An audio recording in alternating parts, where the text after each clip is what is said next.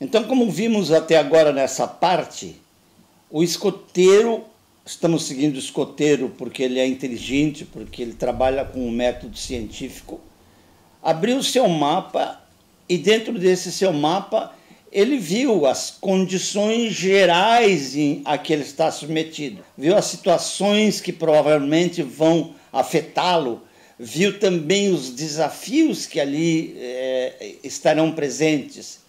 E logo em seguida ele busca qual vai ser o rumo dele.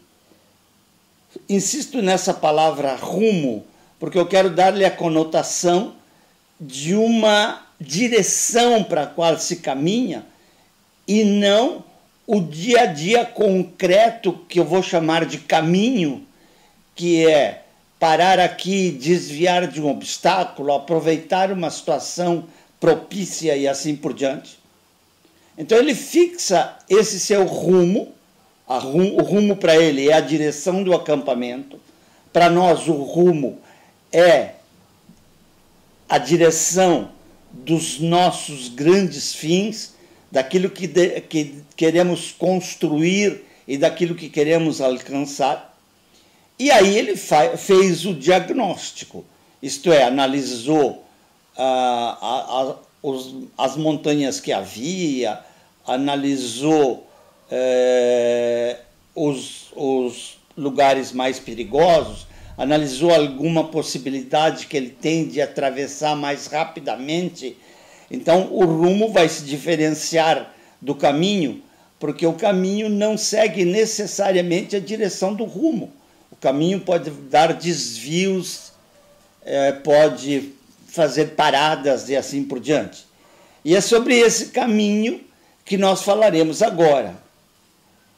Isto é, sobre a programação para que aquilo que o escoteiro quer alcançar, que é o acampamento, dentro das condições que o diagnóstico lhe mostrou, que esse caminho seja o mais rápido possível, o mais sossegado possível, mas respeitando aquelas condições. Ele não pode fabricar um campo aberto para ele simplesmente andar, ele tem que se submeter a passar pelas florestas, a passar pelos rios, a passar, enfim, pelos obstáculos que aí estão. O que é o traçar este caminho? Vejam que eu estou falando em planejamento e falando em método científico, e eu poderia dizer, agora que o escoteiro conhece a realidade toda, porque ele fez uma análise muito cuidadosa do lugar onde ele está até o lugar onde ele deve chegar, conhece bem agora aquela realidade, bem, até o ponto que é possível conhecê-la. Ele fez a primeira parte que um cientista faz, compreender a realidade, seja descrevendo-a ou seja mostrando as causas daquilo que essa realidade apresenta. No caso do escoteiro, são apenas a descrição da própria realidade. Ele fez a primeira parte do que se pensa que o método científico alcança. Mas o escoteiro, como ele tem que fazer um trabalho sobre esta realidade, ele pensa agora em transformar a realidade. Transformar a realidade para ele é transportar-se do lugar onde ele está ao lugar onde ele deve chegar. Para nós, será caminhar na direção do horizonte que traçarmos e conseguir avançar, pouco ou muito, segundo as circunstâncias que aparecerem, segundo o poder que nós tivermos de modificar a realidade. Esse caminho se traça em cima de 4 categorias de ação sobre a realidade. Primeiro, as próprias ações. Segundo, os comportamentos e as atitudes. Terceiro, as regras. Quarto, as rotinas. Eu estou dizendo primeiro, segundo e terceiro, mas isso não tem ordem nenhuma. Isso vai depender daquilo que o diagnóstico mostrou. O diagnóstico termina mostrando algumas necessidades.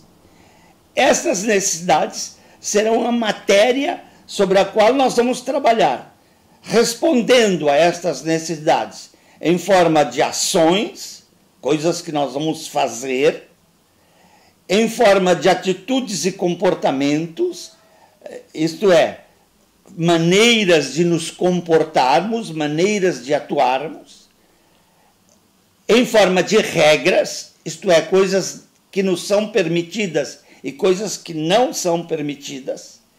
E quarto, rotinas. Rotinas lembram muito as ações. Também são coisas de fazer, mas são coisas de fazer que se repetem numa periodicidade já estabelecida. Entendam, por favor, estas são as 4 maneiras de interferir na realidade. Não adianta fazer um plano. Eu estou me reportando a um plano recente que o Brasil apresenta, falando em metas, falando depois em estratégias, sem saber bem o que é uma estratégia. Não, a maneira de interferir na realidade é através destas 4 modalidades, através desses quatro níveis de prática: ações, atitudes, regras e rotinas. Eu quero dar alguns exemplos para que nós pensemos.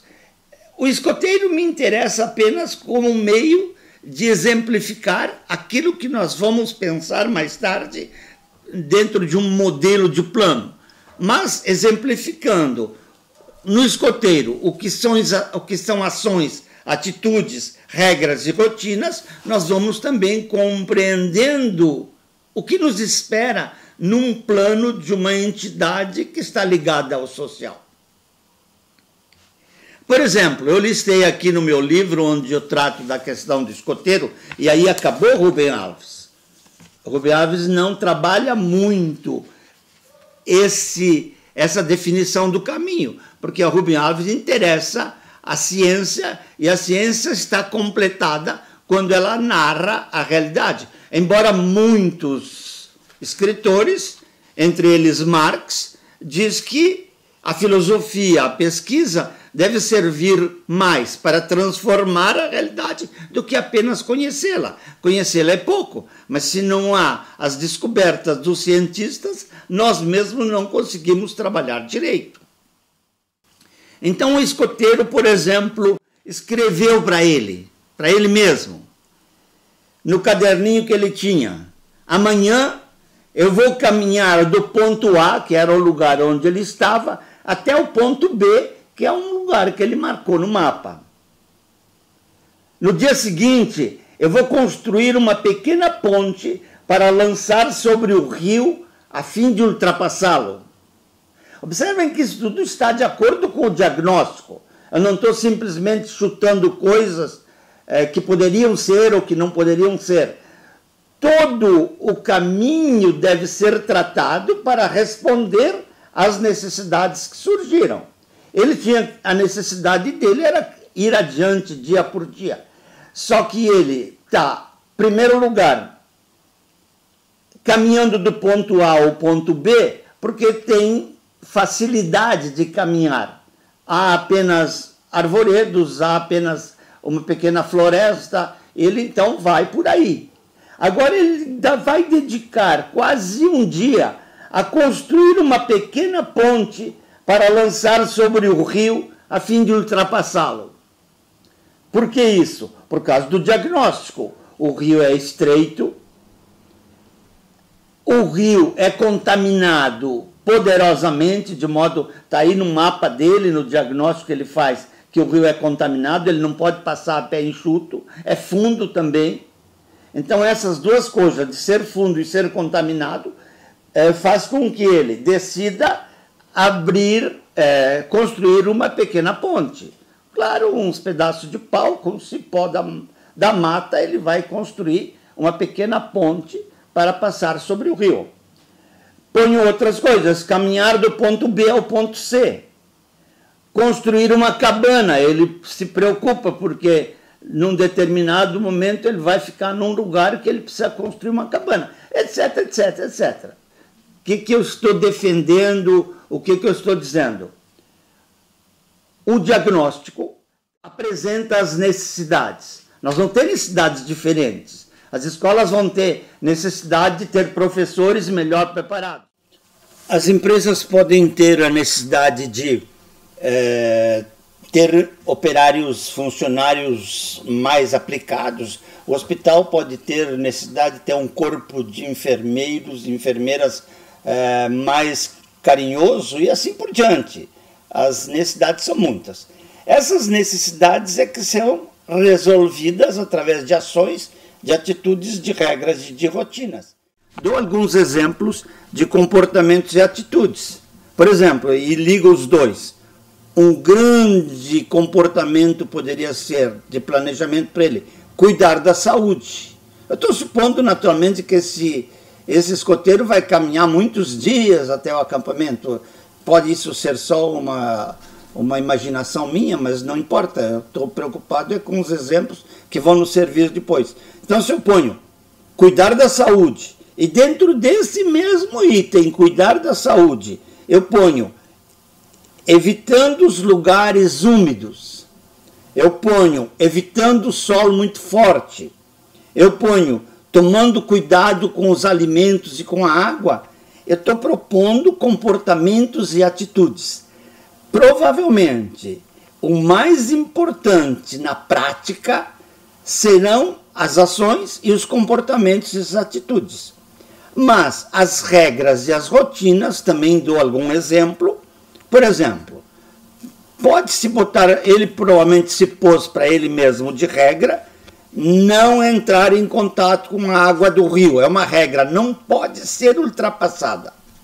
Não pode ser, não se pode fazer nada contrariamente a isso. Não caminhar pelo lado sul do lago. Por quê?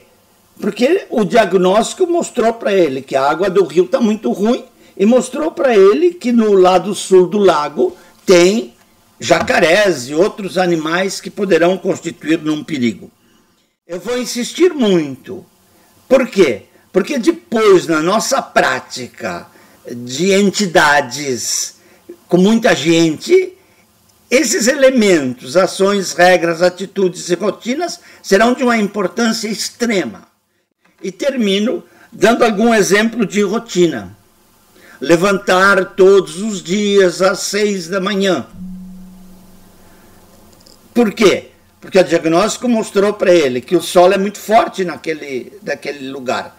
Então ele tem que levantar cedo para aproveitar o frescor da manhã para fazer as coisas que ele tem que fazer. E pode até acrescentar outra rotina, descansar das 10 horas ou das 11 horas, digamos, até as 14 horas. Então, esse conjunto de regras, rotinas, ações e atitudes, às vezes entremeadas e às vezes soltas, é que vão constituir o caminho para ir na direção do rumo. Sempre o rumo é importante, o resultado final é importante, mas esse resultado final vem através desse cotidiano, às vezes falho, às vezes confuso, que o planejamento tende a deixar o mais claro possível e também o mais eficiente possível para conseguir a eficácia de chegar ou se aproximar, pelo menos, daquilo que a gente quer alcançar.